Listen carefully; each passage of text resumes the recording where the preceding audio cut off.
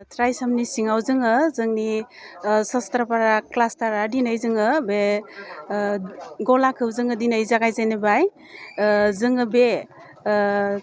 क्लास्टाराव जोंहा 30टा एसिजिफोर दङ जों बे एसिजिफोराव बिभाग बिभागै जोङो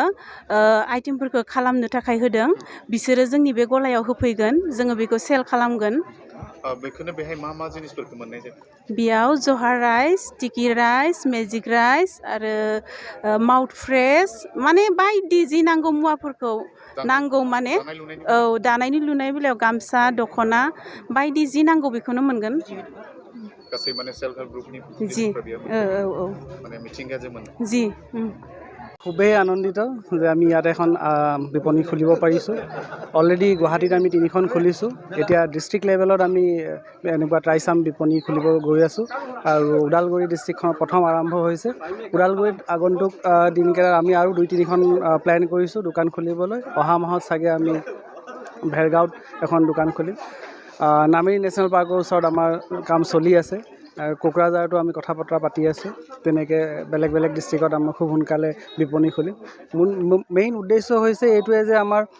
যিমান মানে ট্ৰাইচাম ষ্টল খুলিব সিমান আমাৰ প্ৰডাক্ট চেল হ'ব আৰু তাৰ জৰিয়তে কি হ'ব আমাৰ যিখিনি tribal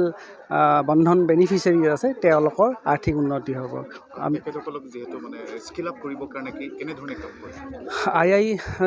Indian institute of entrepreneurship ministry of skill development এণ্টাৰপ্ৰিনাৰশ্বিপৰ এটা অনুষ্ঠান হয় আমাৰ ইন হাউচ বহুতকেইটা ইনকিউবেশ্যন চেণ্টাৰ আছে ট্ৰেইনিং চেণ্টাৰ আছে আমি বিভিন্ন সময়ত বন্ধন কেন্দ্ৰৰ বেনিফিচিয়াৰীবিলাকক আমাৰ অনুষ্ঠানত মাতি লৈ গৈ তেওঁলোকক ট্ৰেইনিং দিছোঁ আৰু আমি তেওঁলোকৰ কেন্দ্ৰবিলাকতো আমি যি ধৰণৰ মেচিন লাগে সেইবোৰ যোগান ধৰি তেওঁলোকৰ গাঁৱতে তেওঁলোকৰ জেগাতে কেন্দ্ৰতে ট্ৰেইনিং দিয়াৰ ব্যৱস্থা কৰিছোঁ আজি এইখন দোকানত যি বস্তু আপোনালোকে দেখিছে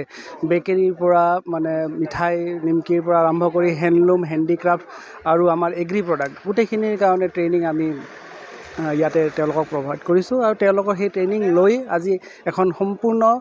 পূৰ্ণাংগ এখন দোকান খুলিব পাৰিছে য'ত বিভিন্ন ধৰণৰ বস্তু আছে আৰু এইখিনি অঞ্চলৰ মানুহে এই বস্তুখিনি ইয়াত কিনিব পাৰিব সম্পূৰ্ণ নিৰ্ভেজাল এটা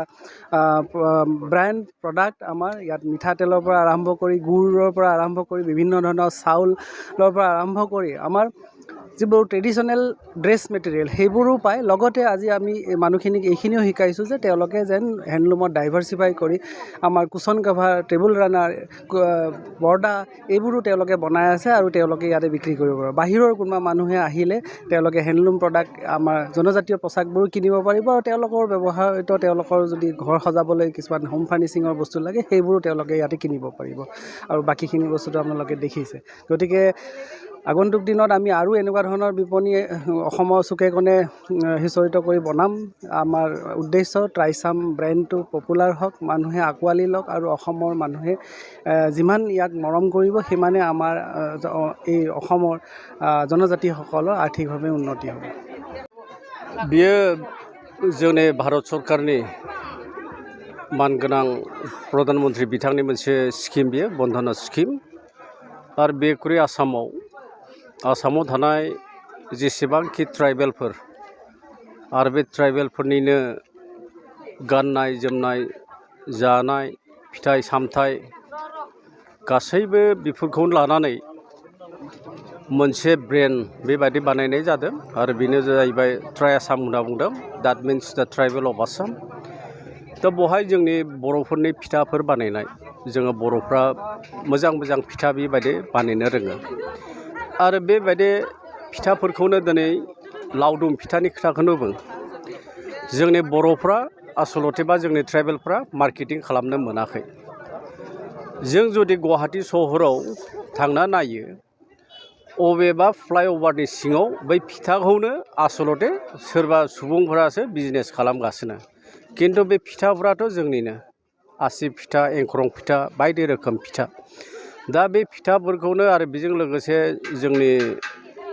जि माने ड्रेस कालचार जियानो बुङाथों मानो आरो आखाइजों जि बानायनो हानाय हेन्डिक्राफ्ट्सफोर न'आव जिरायनानै जे जोंनि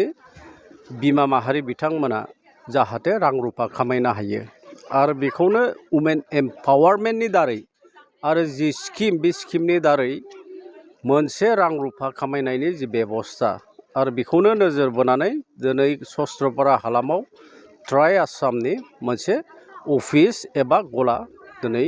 इन'ग्रेसन खालामनाय जादों। राहा लागोन नामा जायनि थाखाय वुमेन एम्पावारनि खोथाफोरखौ जों गले गले बुंबाय दा बेनो जोङो वुमेन एम्पावारमेन्टनि बेलायाव जोंनि बिटिआर सरकारा खोब स्पस्तबादि आरो बिनिखायनो जोंनि मानिजाथाव चिफ एक्जिकिउटिभ मेम्बार मानगोनां प्रमद बर' बिथाङानो डिक्लेयार होखानाय जे जोंनि महिलाफोरखौ एम्पावारमेन्ट खालामनायनि खारनैनो जे इलेक्सनाव बिथाङा 75,000 बेबायदि एभ्रि सेल्फ हेल्प ग्रुपनो होनायनि बाथ्रा आरो बेखौनो देग्लायै बे जि डिक्लेरेसन आरो बे डिक्लेरेसना देग्लाय बे मेटेरियलाइज जागोन एग्जिकिउसन जागोन। दिनै मोनफ्रोमबो समस्ति 40 समस्ति हमनानै ला जोंनि माने बिटिसिआव दा मोनफ्रोमबो समस्तिनिफ्राय 60 बेबायदि सेल्फ हेल्प ग्रुपनि लिस्टफोरखौ लानाय जाबाय। दा बिदिब्ला 60 × 40 थारमाने मोनसे समस्तियाव 60टा सेल्फ हेल्प ग्रुप आरो 40टा माने सेगमेन्ट अफ एसेम्बलि बेखौ जुदि नायो अब्ला 2400 सेल्फ हेल्प ग्रुपआ दिनै बिथांमोना 25,000 रां मोननो थांगासिनो दं आरो जाय बिथांमोनानोखि थालांदों आरो बिथांमोनाबो उनाव आरो बेबायदिनो 25,000 दा बेखौ जोङो बोसोरथामनि गेजेराव फोजोबनो नागिरदों जोंनि मानगोनां प्रमद बर' बिथाङा जेरैबायदि खोथा होदों आरो बेबायदिनो मोनफ्रोमबो बेबस्था अबस्थायाव मोनफ्रोमबो फिल्डआवनो दिनै